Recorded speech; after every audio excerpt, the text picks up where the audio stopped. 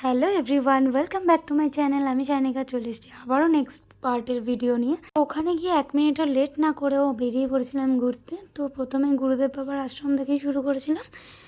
তো চলো চলো রুমে গিয়ে রেডি হয়ে বেরিয়ে পড়ি।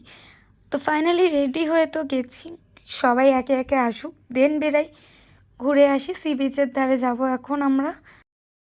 তো তোমরা তো দেখতেই পারবে সারাদিন কি করি না করি। আজকে তো যাই, ওই জায়গার লোকালিটিটা দেখবো, পরিবেশটা কেমন ছিল সেটাও দেখবো আর তোমাদেরকেও দেখাবো। তো আমাদের রুমটা ঠিক সমুদ্রের কাছেই ছিল, বাট মন্দিরটা অতিরিক্তই দূর ছিল।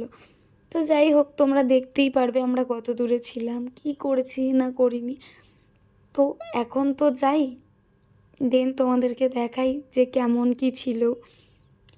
তো এখানে নানা জায়গায় নানান রকম দোকান। চলেই এসছি সমুদ্রের পাড়ে। তো দাঁড়াও, রোডটা পার হতে দাও, তারপর তোমাদেরকে দেখাচ্ছি যে এখানকার ওয়েদার, সমুদ্র আমাদের কেমন লেগেছে।